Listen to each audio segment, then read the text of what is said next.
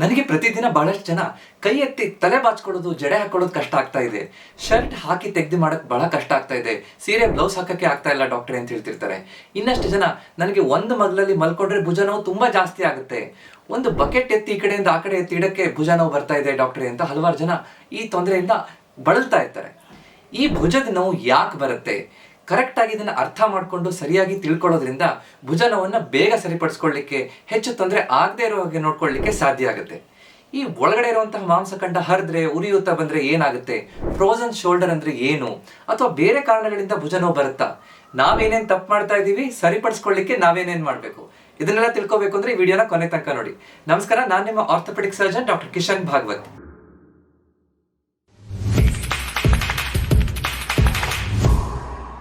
ಭುಜದ ನೋವು ಯಾಕೆ ಬರುತ್ತೆ ಅಂತ ಸರಿಯಾಗಿ ಅರ್ಥ ಆಗ್ಬೇಕು ಅಂದ್ರೆ ಭುಜ ಅಥವಾ ಶೋಲ್ಡರ್ ಜಾಯಿಂಟ್ ಹೇಗಿರುತ್ತೆ ಅಂತ ನಮಗೆ ಗೊತ್ತಿರಬೇಕು. ಸುಲಭವಾಗಿ ಅರ್ಥ ಮಾಡ್ಕೊಳ್ಳೋಣ. ನಮ್ಮ ದೈನಂದಿನ ಕೆಲಸ ಮಾಡೋದಕ್ಕೆ ಪ್ರತಿನಿತ್ಯ ನಾವು ಒಂದು ಚಿಲ್ಕ ಹಾಕಬೇಕು, ಮೇಲಿಂದ ಒಂದು ಸಾಮಾನು ತೆಗಿಬೇಕು, ಯಾವುದೇ ಕೆಲಸ ನಮ್ಮ ಕೈ ನಾವು ಹೇಳ್ದಲ್ಲಿ ಹೋಗ್ಬೇಕು ಅಂತಂದ್ರೆ ನನ್ನ ಭುಜ ಸರಿಯಾಗಿದ್ದಾಗ ಮಾತ್ರ ಸರಿಯಾಗುತ್ತೆ. ಅಂದ್ರೆ ಭುಜ ಕರೆಕ್ಟ್ ಆಗಿ ಫ್ರೀ ಆಗಿ ಮೂವ್ಮೆಂಟ್ ಆಗ್ತಾ ಇರಬೇಕು. ನಮ್ಮ ದೇಹದಲ್ಲಿರುವಂತಹ ಅತ್ಯಂತ ಹೆಚ್ಚು ಮೂವ್ಮೆಂಟ್ ಇರುವಂತಹ ಕೀಲು ಭುಜ. ಅಂದ್ರೆ ಇದು ಒಂದು ಬಾಲ್ ಅಂಡ್ ಸಾಕೆಟ್ ಅಂತ, ಅಂದ್ರೆ ಒಂದು ಬಾಲ್ ಮತ್ತೆ ಕಪ್ಪಿನ ತರ ಇರುತ್ತೆ. ನನ್ನ ತೋಳಿನ ಮೂಳೆ, ಇನ್ನೊಂದು ಸ್ಕ್ಯಾಪುಲಾ ಅನ್ನುವಂತಹ ಮೂಳೆಗಳ ಮಧ್ಯೆ ಇರುವಂತಹ ಸಂಧಿ ಅಥವಾ ಜಾಯಿಂಟ್ ಅಂತ ಹೇಳ್ಬೋದು. ಆದ್ರೆ ಇದರಲ್ಲಿ ಪ್ರಾಬ್ಲಮ್ ಏನು ಅಂತಂದ್ರೆ ಬಾಲ್ ತುಂಬಾ ದೊಡ್ಡದಿರುತ್ತೆ, ಆ ಕಪ್ ತುಂಬಾ ಸಣ್ಣ ಇರುತ್ತೆ. ಸೊ ಅದು ಸ್ಟೇಬಲ್ ಆಗಿ ಅಂದ್ರೆ ಗಟ್ಟಿಯಾಗಿ ಅದ್ರ ಜಾಗದಲ್ಲಿ ಹಿಡಿದಿಟ್ಕೋಬೇಕು, ಸುಲಭವಾಗಿ ಮೂವ್ಮೆಂಟ್ ಆಗ್ಬೇಕು ಅಂದ್ರೆ ಅದರ ಸುತ್ತಮುತ್ತ ಇರುವಂತಹ ಮಾಂಸಖಂಡಗಳು ಅಥವಾ ಟೆಂಡನ್ಸ್, ಸಾಫ್ಟ್ ಟಿಶ್ಯೂಸ್, ಜಾಯಿಂಟ್ ಸರಿಯಾಗಿ ಗಟ್ಟಿಯಾಗಿ ಸ್ಟ್ರಾಂಗ್ ಆಗಿರ್ಬೇಕು. ಅದಕ್ಕೆ 4 ಮುಖ್ಯವಾದಂತಹ ರೊಟೇಟರ್ ಕಫ್ ಮಸಲ್ಸ್ ಅಂತ ಇರುತ್ತೆ. ಆ ರೊಟೇಟರ್ ಕಫ್ ಮಸಲ್ ಅನ್ನುವಂಥದ್ದು ಆ ಬಾಲ್ ಅನ್ನ ಕರೆಕ್ಟ್ ಆಗಿ ಹಿಡಿದಿಡುತ್ತೆ. ಅದರ ಸುತ್ತಮುತ್ತ ಇರುವಂತಹ ಜಾಯಿಂಟ್ ಕ್ಯಾಪ್ಸೂಲ್ ಆಗಿರ್ಬೋದು, ಅಥವಾ ಮೇಲ್ಗಡೆ ಇರುವಂತಹ ಡೆಲ್ಟಾಯ್ಡ್ ಅಂತ ಮಾಂಸಖಂಡ, ನಮ್ಮ ಎದೆ ಭಾಗದಿಂದ ಭುಜಕ್ಕೆ ಹೋಗ್ತಾ ಇರುವಂತಹ ಮಾಂಸಖಂಡಗಳೆಲ್ಲ ಕರೆಕ್ಟ್ ಆಗಿ ಕೆಲಸ ಮಾಡಿದಾಗ ನಮ್ಮ ಭುಜ ನಾವು ಹೇಳಿದ ಮಾತನ್ನ ಕೇಳುತ್ತೆ. ಸೊ ಸರಿಯಾದ ರೀತಿಯಲ್ಲಿ ಭುಜ ಮೂವ್ಮೆಂಟ್ ಆಗ್ತಾ ಇಲ್ಲ ಅಥವಾ ಅಲ್ಲಿ ನೋವು ಬರ್ತಾ ಇದೆ ಅಂತಂದ್ರೆ ಏನಾಗ್ತಾ ಇರುತ್ತೆ ನೋಡೋಣ. ಈ ಭುಜದಲ್ಲಿ ಕಾಣಿಸ್ಕೊಳ್ಳುವಂತಹ ಅತ್ಯಂತ ಸಾಮಾನ್ಯವಾಗಿ ಕಾಮನ್ ಆಗಿ ಕಾಣಿಸ್ಕೊಳ್ಳುವಂತಹ ತೊಂದರೆ ಅಂದ್ರೆ ಭುಜ ಉಳ್ಕೋದು ಅಂತ ಹೇಳ್ತೀವಿ. ಅಂದ್ರೆ ನನಗೆ ಭುಜ ಉಳ್ಕೋಗಿದೆ ಅಂತ ಹೇಳ್ತಿರ್ತಾರೆ. ಅಂದ್ರೆ ಅದ್ರ ಒಳಗಡೆ ಇರುವಂತಹ ರೊಟೇಟರ್ ಕಫ್, ನಾನೀಗಾಗಲೇ ಹೇಳಿರುವಂತಹ ಮಾಂಸಖಂಡಗಳಲ್ಲಿ ಉರಿಯೂತ ಬಂದಿರುತ್ತೆ, ಟೆಂಡಿನೈಟಿಸ್ ಆಗಿರುತ್ತೆ ಅಥವಾ ಹರಿದಿರುತ್ತೆ, ಟೇರ್. ಹರಿದಿರುವಂತಹದ್ದು ಅಥವಾ ಉರಿಯೂತ ಬಂದಾಗ ನಮ್ಮ ಭುಜನ ಕರೆಕ್ಟಾಗಿ ಎತ್ತಕ್ಕಾಗೋದಿಲ್ಲ. ಇದು ಯಾವಾಗ ಆಗುತ್ತೆ? ಹೆಚ್ಚಿನ ಸಲ ನಾವು ಕೆಲಸ ಮಾಡ್ಬೇಕಾದ್ರೆ, ಏನೋ ಸಾಮಾನು ಎತ್ತಬೇಕಾದ್ರೆ ಸಡನ್ ಆಗಿ ಚಳಕ್ ಅಂತ ಉಳ್ಕೋಯ್ತು ಡಾಕ್ಟ್ರೆ ಅಂತ ಹೇಳ್ತಿರ್ತಾರೆ. ಮೇಲೆ ಚಿಲ್ಕ ಹಾಕಿ ಇಳಿಸ್ತಾ ಇದ್ದೆ, ಮೇಲ್ಗಡೆಯಿಂದ ಏನೋ ಸಾಮಾನು ತಗೊಂಡು ಹೋಗ್ತಾ ಇದ್ದೆ, ಅಥವಾ ಒಂದು ಸುತ್ತಿಗೆ ತಗೊಂಡು ಹೊಡಿತಾ ಇದ್ದೆ, ಬಟ್ಟೆ ಒಗಿತಾ ಇದ್ದೆ, ಅವಾಗ ಸಡನ್ ಆಗಿ ನನ್ನ ಭುಜದಲ್ಲಿ ಒಂಥರ ಚಳಕ್ ಅಂದಂಗಾಯ್ತು, ಪಟ್ ಅಂತ ಶಬ್ದ ಬಂತು ಅಂತ ಕೆಲವೊಬ್ರು ಹೇಳ್ತಿರ್ತಾರೆ. ಪಟ್ ಅಂತ ಶಬ್ದ ಬಂದಾಗ ಹೆಚ್ಚಿನ ಸಲ ಆ ಮಾಂಸಖಂಡ ಸ್ವಲ್ಪ ಹರಿದಿರಬಹುದು.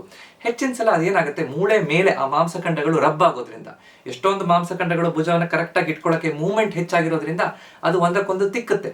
ತಿಕ್ಕಿದಾಗ ಒಳಗಡೆ ಕೆಂಪಾಗಿ ಉರಿಯೂತ ಬಂದು ಟೆಂಡಿನೈಟಿಸ್ ಅಂತ ಹೇಳ್ತೀವಿ. ಅದರಲ್ಲೂ ಸೂಪ್ರಾ ಸ್ಪೈನಟಸ್ ಟೆಂಡಿನೈಟಿಸ್ ಅನ್ನುವಂಥದ್ದು ಅತ್ಯಂತ ಸಾಮಾನ್ಯವಾಗಿ ಕಾಣಿಸ್ಕೊಳ್ಳುತ್ತೆ. ಅವಾಗ ನಮಗೆ ಭುಜವನ್ನ ಸೈಡಿಂದ ಅಂದ್ರೆ ಒಂದು 15ರಿಂದ 60 ಡಿಗ್ರಿ ತನಕ ಎತ್ತಲಿಕ್ಕೆ ಬಹಳ ಕಷ್ಟ ಆಗುತ್ತೆ. ಪೇನ್ಫುಲ್ ಆರ್ಕ್ ಅಂತ ಈ ತರ ಹೀಗೆ ಎತ್ತಕ್ಕೆ ಆಗಲ್ಲ. ಒಂದ್ಸಲ ಕೈ ಎತ್ತಿ ಈ ಕಡೆ ಕೈಯಿಂದ ಸಪೋರ್ಟ್ ತಗೊಂಡು ಮೇಲೆ ಎತ್ತದ ಮೇಲೆ ಸ್ವಲ್ಪ ಆರಾಮಾಗಿ ಎತ್ತಲಿಕ್ಕೆ ಸಾಧ್ಯ ಆಗುತ್ತೆ. ಅಂದ್ರೆ ಕೈಯನ್ನ ಎತ್ತಿ ಮಾಡುವಂತಹ ಕೆಲಸ ಕಷ್ಟ ಆಗುತ್ತೆ. ಕೈಯನ್ನ ಹಿಂದ್ಗಡೆ ಬೆನ್ನು ಉಜ್ಜೋದು ಅಥವಾ ಬೆನ್ನಿಗೆ ಹಿಂದ್ಗಡೆ ತಗೊಂಡು ನನ್ನ ಶರ್ಟ್ ಅನ್ನು ಸರಿ ಮಾಡ್ಕೊಳ್ಳೋದು, ಈ ರೀತಿಯಾದಂತಹ ತೊಂದರೆಗಳ ಆ ಕೆಲಸ ಮಾಡ್ಬೇಕಾದ್ರೆ ಹೆಚ್ಚು ನೋವು ಬರ್ತಾ ಇರುತ್ತೆ. ಅದೇ ರೀತಿ ಈ ಒಳಗಡೆ ಉರಿಯೂತ ಬಂದು ಉಳುಕಿದ್ದಾಗ ನಮ್ಮ ಬಲಗಡೆ ಭುಜದ ಮೇಲೆ, ಬಲಗಡೆ ನೋವು ಇದೆ ಅಂತಂದ್ರೆ ಬಲಗಡೆ ಭುಜದ ಮೇಲೆ ನೋವು ಮಲ್ಕೊಂಡಾಗ ನೋವು ಹೆಚ್ಚಾಗುತ್ತೆ. ಎಡಗಡೆ ಭುಜ ಇತ್ತಂದ್ರೆ ಆ ಭುಜದ ಮೇಲೆ ಮಲ್ಕೊಂಡಾಗ ಸಮಸ್ಯೆ ಹೆಚ್ಚು ಕಾಣಿಸ್ಕೊಳ್ತಾ ಇರುತ್ತೆ. ಸೊ ಇದು ಅತ್ಯಂತ ಸಾಮಾನ್ಯವಾಗಿ ಕಾಮನ್ ಆಗಿ ಎಲ್ಲರಿಗೂ ಕಾಣಿಸ್ಕೊಳ್ಳುವಂಥದ್ದು. ಭುಜದಲ್ಲಿ ಉಳುಕ್ ಬಂದ್ಬಿಡ್ತು ಅಂತ ಹೇಳ್ತಿರ್ತಾರೆ. ಅಂದ್ರೆ ಒಳಗಡೆ ಇರುವಂತಹ ಮಾಂಸಖಂಡದಲ್ಲಿ ಒಂದು ಉರಿಯೂತ, ಟೆಂಡಿನೈಟಿಸ್ ಬಂದಿದೆ ಅಥವಾ ಸ್ವಲ್ಪ ಹರಿದಿದೆ ಅಂತ. ಇದನ್ನ ಏನೇನ್ ಮಾಡ್ಬೇಕು, ಇದಕ್ಕೆ ಸರಿಪಡಿಸ್ಕೊಳ್ಳಿಕ್ಕೆ ಏನ್ ಮಾಡ್ಬೇಕು ಮುಂದೆ ನೋಡೋಣ. ಎರಡನೇ ಮುಖ್ಯವಾದಂತಹ ಕಾರಣ ಈ ಭುಜದಲ್ಲಿ ನೋವು ಬಿಗಿತ ಬರೋದಕ್ಕೆ ಫ್ರೋಸನ್ ಶೋಲ್ಡರ್ ಅಂತ ಹೇಳ್ತೀವಿ, ಅಥವಾ ಅಡಿಸಿವ್ ಕ್ಯಾಪ್ಸುಲೈಟಿಸ್. ಅಂದ್ರೆ ಈ ಕೀಲು ಶೋಲ್ಡರ್ ಭುಜ ಜಾಯಿಂಟ್ ಏನಿರುತ್ತೋ ಸುತ್ತಮುತ್ತ ಶೋಲ್ಡರ್ ಕ್ಯಾಪ್ಸ್ಯೂಲ್ ಅಂತ ಸುತ್ತ ಅದಕ್ಕೆ ಕವರ್ ಆಗಿರುತ್ತೆ. ಶೋಲ್ಡರ್ ಕ್ಯಾಪ್ಸ್ಯೂಲ್ ಅನ್ನೋಂಥದ್ದು ಆ ಕವರ್ ಟೈಟ್ ಆದಾಗ, ಬಿಗಿತ ಬಂದಾಗ ಅದರಲ್ಲಿ ಕೈ ಮೂವ್ಮೆಂಟ್ ಅನ್ನ ಕಡಿಮೆ ಮಾಡಿ ಶೋಲ್ಡರ್ ಅಲ್ಲಿ ಬಿಗಿತ ಅಂದ್ರೆ ಸ್ಟಿಫ್ನೆಸ್ ಬಂದ್ಬಿಡುತ್ತೆ. ಕೈ ಆರಾಮಾಗಿ ಮೂವ್ಮೆಂಟ್ ಮಾಡೋಕೆ ಆಗಲ್ಲ. ಉದಾಹರಣೆಗೆ ನಾನು ಲೂಸ್ ಆಗಿರುವಂತಹ ಶರ್ಟ್ ಅನ್ನು ಹಾಕೊಂಡಿದ್ದೀನಿ ಅಂದ್ರೆ ಕೈಯನ್ನು ಸುಲಭವಾಗಿ ಎತ್ತಬಹುದು. ಟೈಟ್ ಆಗಿರುವಂತಹ ಶರ್ಟ್ ಅನ್ನು ಹಾಕೊಂಡಾಗ ನನಗೆ ಕೈ ಹಿಡಿಯುತ್ತೆ, ಅಂದ್ರೆ ಫ್ರೀ ಆಗಿ ಮೂವ್ಮೆಂಟ್ ಆಗೋದಿಲ್ಲ. ಆ ರೀತಿ ಆ ಫ್ರೋಸನ್ ಶೋಲ್ಡರ್ ಆಗ್ತಾ ಇರುತ್ತೆ. ಇದು ಹೆಚ್ಚು ಕಾಣಿಸ್ಕೊಳ್ಳುವಂಥದ್ದು 40-45 ವರ್ಷದ ಮೇಲ್ಪಟ್ಟವರಿಗೆ, ಹೆಚ್ಚು ಸಕ್ಕರೆ ಕಾಯಿಲೆ ಇರುವಂಥವ್ರಿಗೆ, ಥೈರಾಯ್ಡ್ ಕಾಯಿಲೆ ಇರುವಂಥವ್ರಿಗೆ, ತುಂಬಾ ದಿನ ಏನೋ ತೊಂದರೆಯಿಂದ ಕಾಯಿಲೆಯಿಂದ ಮಲ್ಕೊಂಡಿದ್ರು, ಭುಜ ಮೂವ್ಮೆಂಟೇ ಮಾಡಲಿಲ್ಲ, ಅಥವಾ ಯಾವುದೋ ಒಂದು ಆಪರೇಷನ್ ಆಗಿತ್ತು, ಹೊಡೆತ ಬಿದ್ದಿತ್ತು, ಅವಾಗ ಮೂವ್ಮೆಂಟ್ ಮಾಡಲಿಲ್ಲ, ರೆಸ್ಟ್ ತಗೊಂಡ್ಬಿಟ್ರು ತುಂಬಾ, ಅವಾಗ ಆ ಭುಜದಲ್ಲಿರುವಂತಹ ಕ್ಯಾಪ್ಸೂಲ್ ಟೈಟ್ ಆಗಿಬಿಡುತ್ತೆ. ಪ್ರಾರಂಭದಲ್ಲಿ ನಿಧಾನ ಸ್ಟಾರ್ಟಿಂಗ್ ನೋವಾಗಿ ಕಾಣಿಸ್ಕೊಡುತ್ತೆ, ಮೂವ್ಮೆಂಟ್ ನಿಧಾನ ಕಡಿಮೆ ಆಗ್ತಾ ಇರುತ್ತೆ, ಆಮೇಲೆ ಒಂದು 2-3 ತಿಂಗಳು ಆ ಥರ ಇರುತ್ತೆ. ಇನ್ನೊಂದು 3 ತಿಂಗಳು ಒಂದೇ ತರ ಸ್ಟಿಫ್ನೆಸ್, ಅಂದ್ರೆ ಕೈ ಎತ್ತಕ್ಕೆ ಆಗಲ್ಲ, ಸಿವಿಯರ್ ಆಗಿರುತ್ತೆ, ರಾತ್ರಿ ಹೊತ್ತಲ್ಲಿ ನಿದ್ದೆ ಬರಲ್ಲ, ಮಲ್ಕೊಳಕ್ಕಾಗಲ್ಲ, ತೊಂದರೆ ಕಾಣಿಸ್ಕೊತಾ ಇರುತ್ತೆ ಈ 3 ತಿಂಗಳು. ಕೊನೆ 3 ತಿಂಗಳು ನಿಧಾನವಾಗಿ ಅದು ಆ ಟೈಟ್ನೆಸ್ ಬಿಗಿತ ತನ್ನಿಂತಾನೆ ಸರಿಯಾಗಿ 9 ತಿಂಗಳ ಸೈಕಲ್ ಅಲ್ಲಿ ತನ್ನಿಂತಾನೆ ಈ ಫ್ರೋಸನ್ ಶೋಲ್ಡರ್ ಅನ್ನೋದು ಹೆಚ್ಚಿನ ಜನರಲ್ಲಿ ಆರಾಮಾಗುತ್ತೆ. ಅಯ್ಯೋ ನನಗೆ ನೋವು ಅಂತ ಡಾಕ್ಟರಿಗೆ ಅಲ್ಲಾಡ್ತಾ ಇರ್ತಾರೆ. ಆದ್ರೆ 8ನೇ ತಿಂಗಳು 9ನೇ ತಿಂಗಳಲ್ಲಿ ಯಾವ ಡಾಕ್ಟರ್ ನೋಡ್ತಾರೋ ಅವ್ರು ಏನ್ ಮಾತ್ರೆ ಕೊಟ್ಟರು ಅದು ತನ್ನಿಂತಾನೆ ಸರಿಯಾಗ್ಬಿಡುತ್ತೆ. ಸೊ ಆ ಡಾಕ್ಟರ್ ಒಳ್ಳೆಯವರಾಗ್ತಾರೆ ಅಂತ ನಾನು ಎಲ್ಲರಿಗೂ ಹೇಳ್ತಾ ಇರ್ತೀನಿ. ಅಂದ್ರೆ ಈ ಫ್ರೋಸನ್ ಶೋಲ್ಡರ್ ಹೆಚ್ಚಿನ ಭುಜದ ತೊಂದರೆ, ಎಸ್ಪೆಷಲಿ ಈ ಫ್ರೋಸನ್ ಶೋಲ್ಡರ್ ಅನ್ನೋದು ಸೆಲ್ಫ್ ಲಿಮಿಟಿಂಗ್, ತನ್ನಿಂತಾನೆ ಸರಿಯಾಗುವಂಥದ್ದು. ಸೊ ನಮಗೆ ತಾಳ್ಮೆ ಬೇಕು, ಅದು ಆ ಬಿಗಿತ ಉಳಿದೇ ಇರೋ ರೀತಿಯಲ್ಲಿ ನೋಡ್ಕೊಳ್ಳಿಕ್ಕೆ ಕೆಲವೊಂದು ವ್ಯಾಯಾಮಗಳು, ಸರಿಯಾದ ಸಲಹೆಯನ್ನ ಕರೆಕ್ಟಾಗಿ ಅರ್ಥ ಮಾಡ್ಕೋಬೇಕು. ಸೊ ಅದಕ್ಕೆ ತಿಳುವಳಿಕೆ ಬಹಳ ಮುಖ್ಯ. ಆರೋಗ್ಯದಲ್ಲಿ ತಿಳುವಳಿಕೆ ಸರಿಯಾಗಿದ್ದಾಗ ಬೇಗ ಖುಷಿಯಾಗಿ ಆರಾಮಾಗ್ಲಿಕ್ಕೆ ಸಾಧ್ಯ ಆಗ್ತಾ ಹೋಗುತ್ತೆ. ಸೊ ಇದು 2ನೇ ಮುಖ್ಯವಾದಂತಹ ಕಾರಣ, ಫ್ರೋಸನ್ ಶೋಲ್ಡರ್.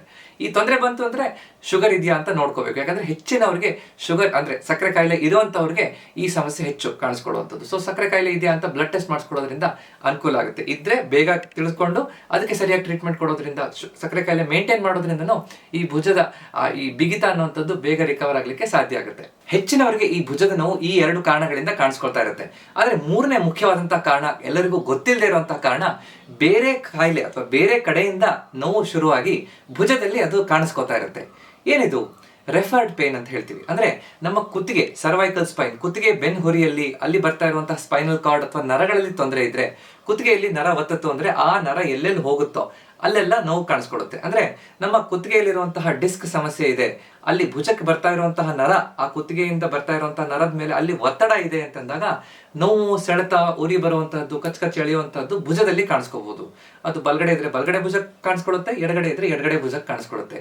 ಸೊ ಕುತ್ತಿಗೆಯ ತೊಂದರೆಯಿಂದನೂ ಕೂಡ ಭುಜದಲ್ಲಿ ನೋವು ಬರ್ಬೋದು.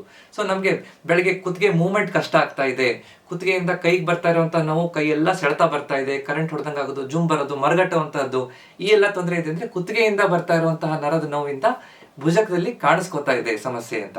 ಸೊ ಅದಕ್ಕೆ ಕರೆಕ್ಟ್ ಆಗಿ ಅದನ್ನ ಅರ್ಥ ಮಾಡ್ಕೊಂಡು ಟ್ರೀಟ್ಮೆಂಟ್ ತಗೊಳ್ಳೋದ್ರಿಂದ ಅನುಕೂಲ ಆಗುತ್ತೆ. ಅಥವಾ ಬೇರೆ ಕಾರಣಗಳಲ್ಲಿ ಮುಖ್ಯವಾಗಿ ಕಾಣಿಸ್ಕೊಳ್ಳುವಂತಹದ್ದು, ಹೃದಯದ ಸಮಸ್ಯೆ ಇದ್ದಾಗ ನಮ್ಮ ಎಡಭುಜಕ್ಕೆ ನೋವು ಕಾಣಿಸ್ಕೊಳ್ಳುತ್ತೆ. ಹೃದಯದ ನೋವು ಅಂದ್ರೆ ಹೃದಯದಲ್ಲಿ ಹೃದಯಾಘಾತ ಆಯಿತು ಅಥವಾ ಇಸ್ಕೀಮಿಯಾ ಅಂದ್ರೆ ಹೃದಯದಲ್ಲಿರುವಂತಹ ರಕ್ತನಾಳಗಳಲ್ಲಿ ರಕ್ತ ಸಂಚಾರ ಸ್ವಲ್ಪ ಬ್ಲಾಕ್ ಆದಾಗ ನೋವು ಕಾಣಿಸ್ಕೊಳ್ಳುವಂಥದ್ದು. ಅದು ಎದೆ ನೋವು ಕಾಣಿಸ್ಕೊಳ್ಳುತ್ತೆ. ಸರಿಯಾಗಿ ಸಡನ್ ಆಗಿ ಎದೆ ಬಿಗಿದಾಗ ಆಗೋದು, ಸಡನ್ ಆಗಿ ಸ್ವೆಟ್ಟಿಂಗ್ ಆಗುವಂಥದ್ದು, ವಾಂತಿ ಬರುವಂಥದ್ದು, ಗಾಬರಿ ಆಗೋದು, ಉಸಿರಾಡಕ್ಕೆ ಕಷ್ಟ ಆಗೋದು, ಈ ಎಲ್ಲ ತೊಂದರೆಗಳ ಜೊತೆಗೆ ಎಡಗಡೆ ಭಾಗದಲ್ಲಿ ಎದೆ ನೋವು, ಎಡಗಡೆ ಭುಜಕ್ಕೆ, ಕೈಗೆ, ನಮ್ಮ ಗಲ್ಲಕ್ಕೆ, ಹಿಂದ್ಗಡೆ ಬೆನ್ನಿಗೆ ಇಲ್ಲೆಲ್ಲ ಹೋಗ್ತಾ ಇರುವಂತಹ ನೋವು ಕೂಡ ಎಡಗಡೆ ಭುಜಕ್ಕೆ ಬರ್ತಾ ಇದೆ ಅಂತಂದ್ರೆ ಆದಷ್ಟು ಬೇಗ ಡಾಕ್ಟರ್ ಹತ್ರ ಹೋಗಿ ನಮ್ಮ ಹೃದಯ ಸರಿ ಇದೆಯಾ ಅಂತ ಚೆಕ್ ಮಾಡಿಸ್ಕೊಳ್ಳೋದು ಬಹಳ ಮುಖ್ಯ.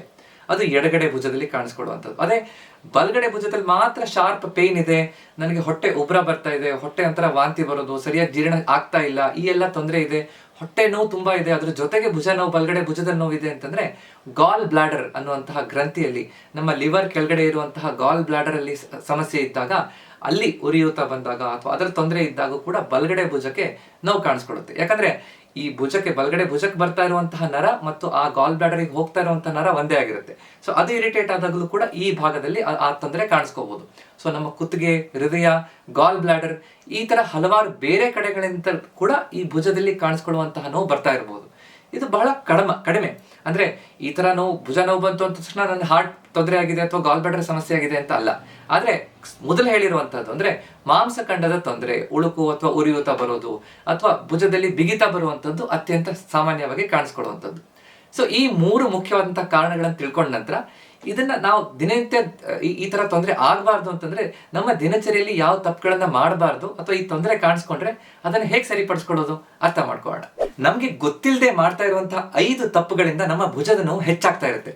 ಮೊದಲನೇದು, ಸಣ್ಣದಾಗಿರುವಂತಹ ನೋವನ್ನ ನಿರ್ಲಕ್ಷ್ಯ ಮಾಡುವಂಥದ್ದು. ಭುಜದಲ್ಲಿ ನೋವು ಹೆಂಗೂ ಹೋಗುತ್ತಲ್ಲ ಅಂತ ಅನ್ಕೊಂಡು ನಿಗ್ಲೆಕ್ಟ್ ಮಾಡಿಬಿಟ್ರೆ ಆ ತೊಂದರೆ ಹೆಚ್ಚಾಗ್ಬೋದು. ಯಾವಾಗಲೂ ಆರೋಗ್ಯದಲ್ಲಿ prevention is better than cure.